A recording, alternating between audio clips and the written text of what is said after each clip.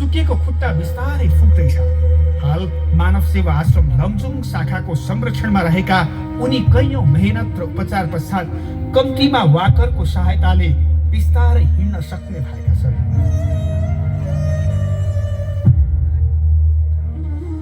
13 वर्ष आफ्नै घरमा नेलभित्र कैद भएका सप्तरीका उमाकान्त चौधरी मानव सेवा आश्रमको उद्धार, उपचार र सेवा पश्चात हाल घर सम्हालेर बसेका छन्।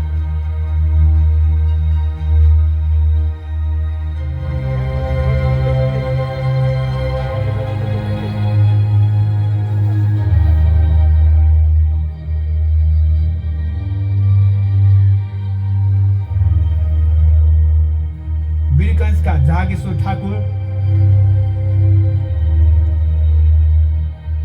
कलैयाका हृदय नारायण शाह,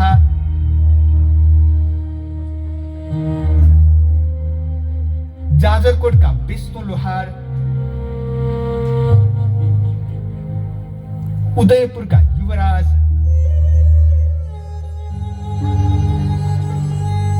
हेटौडाका गोपाल सापकोटा,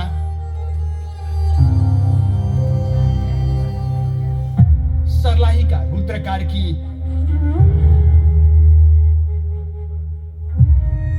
देशको व्यवस्था परिवर्तनका लागि, सर्वहारा वर्गको उन्मुक्तिका लागि सशस्त्र द्वन्द्वमा होमिएकी पूर्व लडाकु निर्मला, यी र यस्तै पात्रहरूको सेवामा समर्पित हुँदै आइरहेको छ मानव सेवा आश्रम। म त स्वागत गर्छु, यो रहिरहोस्, अझम्म रहोस्, हामी मरे पनि यो मानव सेवा आश्रम घर परिवार र आफन्त विहीन भई समाजको सहारा खोज्दै सडक आश्रित बनेकी मनोरोगी युवती सडकमै पटक पटक बलात्कृत हुन्छ, गर्भवती बन्दछिन्। त्यसपछि पनि रातको समयमा उनीमाथि सामूहिक बलात्कारको प्रयास हुन्छ र यो खबर प्रशासनसम्म पुग्छ। अन्तमा प्रमुख जिल्ला अधिकारी स्वयंले आफ्नो गाडीमा राखेर मानव सेवा आश्रमसम्म ल्याइदिनुहुन्छ। आश्रमले जचाउन लाग्दा 1 हप्तापछि मात्र सुत्केरी हुने चिकित्सकले बताएपछि आश्रम फिर्ता ल्याइएकी दिदी शौचालय गएको शैलीमा अधेरी रातमा आश्रम परिसरको एक कुनामा पुगेर छोरीलाई जन्म दिन्छन् र आफू ओछ्यानमै आएर आराम गर्छिन्। बच्चा रोएको आवाजपछि बल्ल थाहा हुन्छ उनी सुत्केरी भइसकेछिन्। उनी स्वयंलाई आफूले बच्चा जन्माएको समेत ठेक्का रहेन। तत्काल बच्चालाई अस्पताल लगेर भर्ना गराएपछि धन्न भगवानको कृपा र चिकित्सकको मेहनतको कारण बच्चाको ज्यान जान पाएन। आज उनै छोरी 6 वर्षकी भए। गर्भवती अवस्थामा फेला पारी उद्धार पश्चात सुत्केरी भएका र कतै सडक पेटीमै प्रसव वेदनाले छटपटाइरहेका अवस्थामा फेला पारी उद्धार गरिएका कैयौं मनोरोगी गर्भवती महिलाहरूको मानव सेवा आश्रमले उद्धार गरेको छ।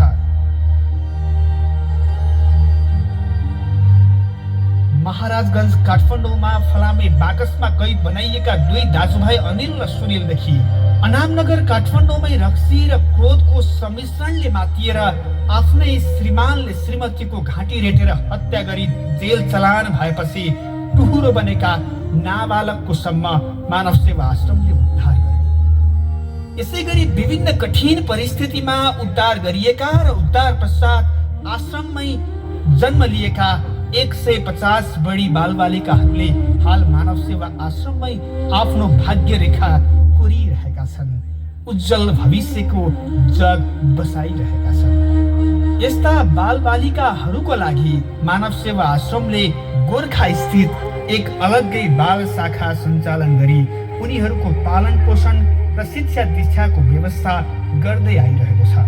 विभिन्न मानव सेवा आश्रमका शाखाहरूमा पनि केही बालबालिकाहरूले आश्रमको गरिमा बढाइरहेका छन्। बर्दिवास र लालगढको बीचमा घना जंगल, त्यसमा पनि वन्यजन्तु संरक्षण क्षेत्र, दिशा पिसाबले लतपतिएर आफ्नै इच्छाले एक पाइला समेत सर्न नसक्ने अवस्थामा तडपिरहनु भएकी 70 वर्षीय वृद्ध आमा। कुन बेला कुन जनावरले आफ्नै आहारा बनाउने हो भन्ने भय त छँदैछ, त्यसमा पनि मान्छे नै जङ्गली बनिदिन्छ कहिलेका। भोक प्यास र भयका बीच एक वृद्ध महिला जो आफ्नै बलमा 2 मिटर समेत घर्सेर सर्न नसक्ने अवस्थामा यसरी भेटिनुलाई के सामान्य रूपमा दिन सकिन्छ। उद्धार पश्चात अभियन्ताहरूको न्यानो स्पर्श, पोसिलो खाना र स्वास्थ्य उपचार पश्चात आमाको अवस्थामा अकल्पनीय सुधार आएको छ। काठमाडौँको 3 कुने चौरमा फ्याँकिएकादेखि 4 कोसे झाडीमा मिल्काइएकाहरूको यस अवधिमा उद्धार भएको छ। यी त प्रतिनिधि घटना मात्र हुन्। यस्ता कैयौं कहाली लाग्दा र कारुणिक अवस्थाका आमाहरूको मानव सेवा आश्रमले उद्धार र सेवा गर्दै आइरहेको छ।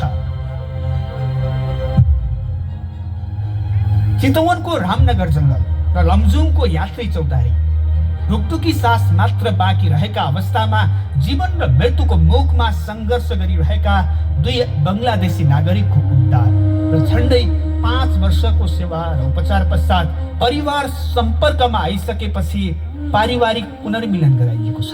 नेपालका तत्कालीन प्रधानमन्त्री सम्माननीय केपी शर्मा ओलीज्यूले एक औपचारिक समारोहबीच नेपालका लागि बङ्गलादेशी राजदूतलाई 2 बङ्गलादेशी नागरिक हस्तान्तरण गर्नुभएको थियो। छिमेकी मुलुक भारतदेखि तेस्रो मुलुकका नागरिकलाई समेत मानव सेवा आश्रमले उद्धार र सेवा पश्चात परिवार खोजी परिवारमा पारिवारिक मिलन गराइरहेको छ।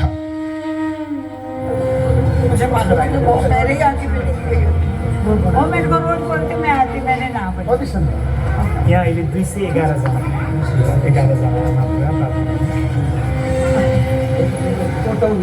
हाम्रो 10 वर्षको सेवा अनुभवले भन्छ, भगवानले असहाय, कमजोर र दिन दुखीको भेष धारण गरी उनीहरूको सेवा मार्फत मानव हृदयमा मानवता जगाउन यो लीला रचिरहनु भएको छ। परोपकार र अहिंसाको सन्देश संसारभर सर्ने बुद्ध भूमि, परोपकाराय पुण्याय पापाय पर पीडनमको रटान जप्ने देवभूमि, धरतीको स्वर्ग नेपालको सडकपेटी र सार्वजनिक स्थलमा जिउँदा भगवानको यो दुरावस्था आखिर कहिलेसम्म? सहयोगापेक्षी सडक आश्रित मानव मुक्त राष्ट्र नेपाल निर्माणको लक्ष्य राखेको मानव सेवा आश्रमले नेपाल सरकारसँगको सहकार्यमा सहयोगापेक्षीहरूको 1 महिने राष्ट्रिय उद्धार अभियान मेची महाकाली राष्ट्रिय उद्धार यात्रा समेत सञ्चालन गर्यो। डणलधुरा उग्र तारा सुनैको गजुर राष्ट्रिय उद्धार टिमलाई स्वागत छ हजुर। समय मेचीदेखि महाकालीसम्मका सडकपेटी र सार्वजनिक स्थलहरूमा कष्टपूर्ण जीवन बिताइरहेका 750 बढी सहयोगापेक्षीहरूको उद्धार गरिएको थियो। मानव सेवा आश्रम स्थापनाको 10 वर्ष पुरा भएको छ। यो 10 वर्षमा यस्तै झन्डै 8000 बढी सहयोगापेक्षी सडकपेटी र सार्वजनिक स्थलहरूमा एकांश भोजन र एकसरो कपडाको अभावमा कष्टपूर्ण जीवन बिताउन नपर्ने अवस्था निर्माण गर्ने, घोषणाको लागि पहल गर्ने र त्यसको कार्यान्वयनको लागि प्रतिबद्ध रहने लक्ष्य तय भएको थियो। यो 10 वर्षमा अव्यवस्थित जीवनशैली, फोहोर, दिशा पिसाब र विक्षिप्त मानसिक अवस्थाका कारण पुनः सोही स्थानमा आउन नसक्ने गरी एक सहरबाट अर्को सहरमा र जंगलमा लगेर छाडिने प्रवृत्तिको अन्त्य भएको छ। गएको दशकले उनीहरूप्रति हेर्ने दृष्टिकोण र व्यवहारमा परिवर्तन ल्याएको छ। तिनै तहको सरकार, समुदाय र मानवता प्रेमी मनहरूको साथ र संस्थाको सेवामा समर्पित अभियन्ता अभिभावक जीवहरूको अथक प्रयासले यो अवस्था सम्भव भएको हो। र अब सहयोगापेक्षी सडक आश्रित मानव मुक्त राष्ट्र नेपाल निर्माणका लागि काम गर्ने समय जम्मै 2 वर्ष बाँकी छ। भाडाको घरबाटै सहयोगापेक्षी सडक आश्रित मानव मुक्त राष्ट्र नेपाल निर्माणको परिकल्पना असम्भव प्राय छ।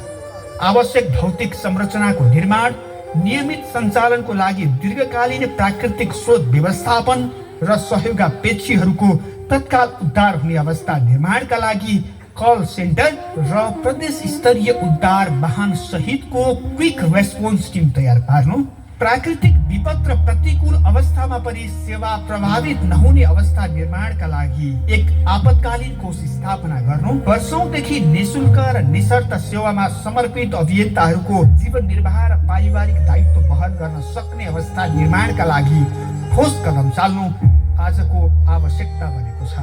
देशभर निर्माण भइरहेका यी भवनहरूलाई पूर्णता दिन झन्डै 1 अर्ब रुपैयाँ आवश्यक छ। कल सेन्टर, उद्धार वाहन र र शारीरिक रूपमा कमजोर मानवहरूको गुणस्तरीय सेवाका लागि झन्डै 1 जना बराबर कम्तीमा मासिक खर्च 15,000 रुपैयाँ हुने गर्छ।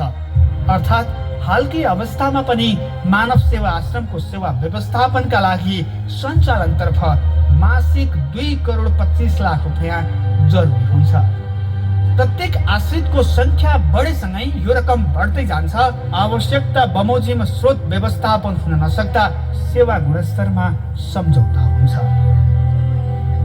हालसम्म मानव सेवा आश्रम कुनै पनि वैदेशिक दात्री निकायहरूको साझेदारी र सहयोग बिना नै मात्र नेपाली परोपकारी मनहरूको स्वैच्छिक सहयोग र नेपाल सरकारको आंशिक अनुदानबाट सेवा सञ्चालन भइरहेको छ।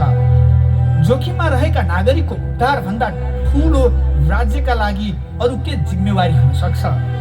एक गाँस भोजन र एक सुरु कपडाको अभावमा रहेका दिन दुखी र बेसहाराको सेवा भन्दा ठूलो धर्म अरू के हुन सक्छ? न यो अभियान अब एक व्यक्ति, समूह, संस्था वा सरकारको प्रयासमा मात्र सम्भव हुन सक्छ। त्यसैले अब यो अभियान देशको साझा अभियान बन्न जरुरी छ। 10 वर्षमा प्राप्त उपलब्धिलाई